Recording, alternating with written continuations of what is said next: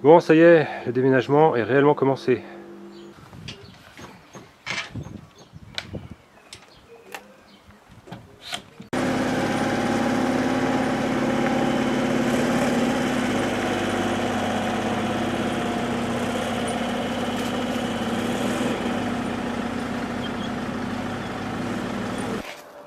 Bon, ça progresse. Et voici donc mon nouvel environnement, ma nouvelle maison.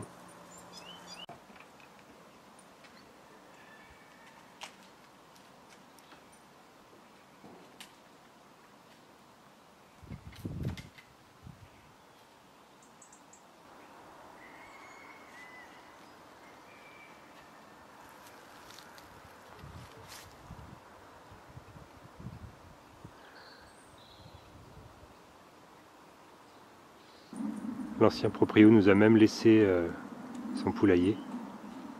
On n'a plus qu'à choper des poules.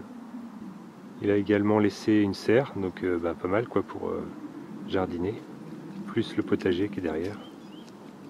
Donc la maison en elle-même, c'est une longère, hein, typiquement bretonne, qui a été construite en 1802 et sa dernière rénovation était en 1999.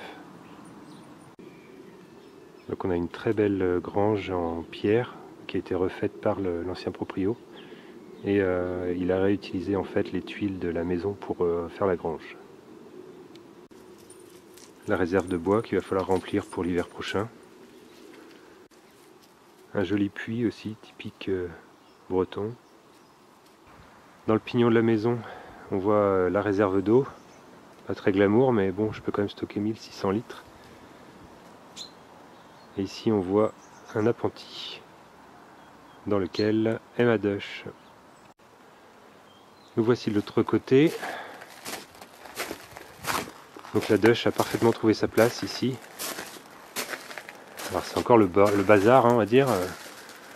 Le déménagement, c'était samedi, dimanche dernier. On a rangé pas mal de choses déjà, mais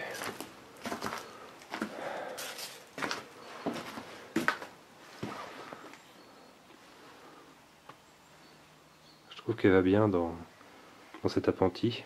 Alors j'ai l'intention de mettre des portes, des belles portes en bois pour fermer tout ça.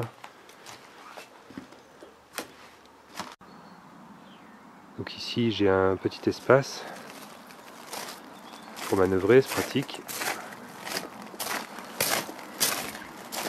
Là c'est mon entrée, niveau voiture. Toujours du bazar. Donc, cette partie là en fait a été rajoutée par rapport à la partie longère, hein, c'est du moderne. Là on retrouve la partie longère et donc la partie moderne. Donc là on a un garage qui pourra largement contenir l'attraction dès que j'aurai fait de la place. Et en dessous cet espace, donc il fait 28 mètres carrés à peu près, ici on a une trappe, enfin un escalier, qui permet d'accéder à un sous-sol qui fait exactement la même taille, 28 mètres carrés.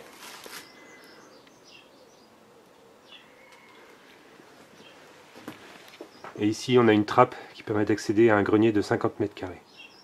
Donc autant dire que je vais pouvoir stocker pas mal de trucs. Je vais pouvoir laisser libre cours à mon imagination et à des projets délirants, comme mettre un treuil électrique au-dessus là, qui va permettre de, avec une petite nacelle qui va permettre de lever des trucs. Enfin bon, je sens que je vais m'amuser un peu. Ici je vais sûrement installer un établi, puisque j'ai de la lumière déjà qui est prête. Il y a des bandeaux de prise. Le moteur échange standard d'ailleurs qui est là, de la traction, que j'ai mis à l'abri. Des casiers type industriel, loft, je sais pas quoi là, que j'ai récupéré pour mettre mes fringues, ça sera pas mal. Bon, puis après ça c'est des étagères que l'ancien propriétaire a laissées. La plupart je vais les dégager, sauf celle-là. Celle-là c'est quand même du beau meuble ancien je trouve. Et donc je vais surtout pas balancer ça.